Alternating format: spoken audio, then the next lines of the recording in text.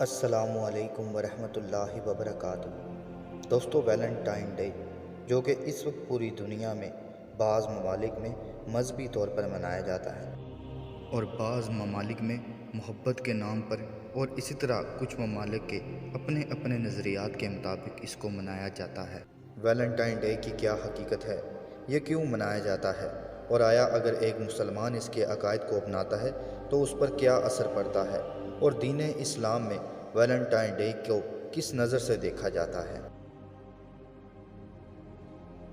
تو دوستو، سب سے پہلے قدیم رومن تہذیب یعنی کہ رومیوں کے اور انسائکلوپیڈیا بوٹانیکا کے تحت قدیم رومیوں کے بت پرست دیوتا کے یہ مشرکانہ نظریات کا ایک نظام ہے، کیونکہ اس دور میں ایک تہوار چلتا کہ لڑکیاں اپنا نام لکھ کر ایک گلدان میں ڈالتی اور نوجوان لڑکے جو خط نکالتے اس پر جس عورت کا نام ہوتا اس سے شادی سے پہلے وہ تعلقات کو قائم کرتے تھے۔ رومی اسی نظریات کے تحت ایک دن کو مناتے ہیں، یعنی کہ ایک تہوار کو۔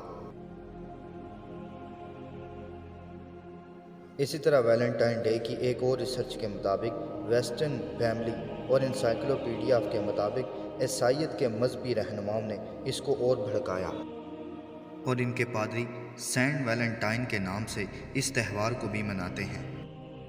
سینٹ ویلنٹائن پادری کو بادشاہ شاکائٹلس نے اس جرم پر قتل کروایا کہ وہ فوجیوں کی خفیہ شادیاں کروایا کرتا تھا جن کو شادیاں کرنے کی ممانعت تھی۔ اور اسی کے ساتھ پادری سینٹ ویلنٹائن جب جیل میں تھا تو اس کو جیلر کی بیٹی کے ساتھ عشق ہو گیا، جس پر اس نے اس کو ایک خط لکھا جس پر فرام یور ویلنٹائن بھی لکھا تھا۔ اس کی اسی قربانی کے اوپر اس دن اور اس تہوار کو منایا جاتا ہے۔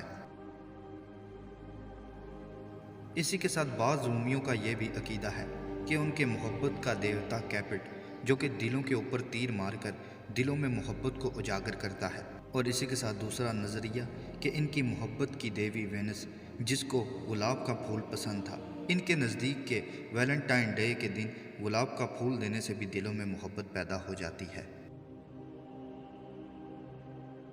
اسی طرح ایک اور سرچ کے مطابق 17ویں صدی میں جب پادری اور راہبہ مذہبی پیشواؤں کا دور تھا، اس میں پادری اور راہبہ کی شادی نہیں ہو سکتی تھی، لیکن ایک پادری اور راہبہ کو آپس میں محبت ہوئی اور پادری نے راہبہ سے کہا کہ اگر ہم فروری کے وسط میں شادی کریں تو ہم پر کوئی گناہ نہیں۔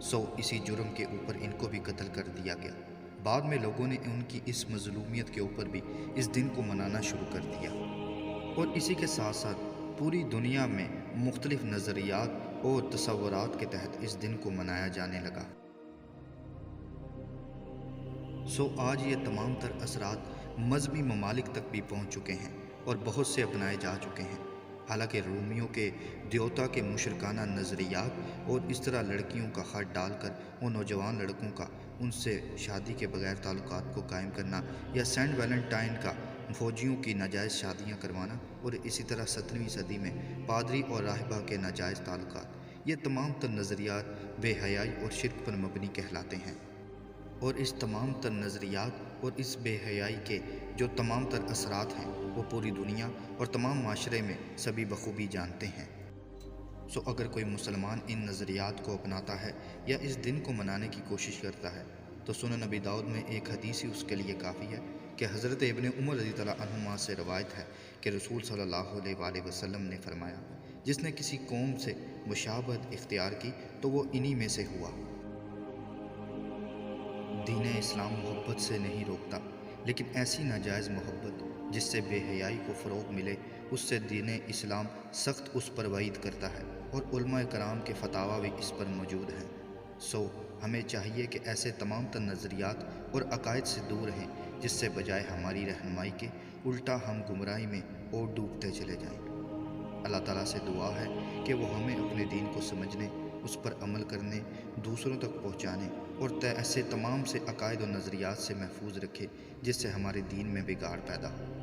السلام علیکم ورحمۃ اللہ وبرکاتہ۔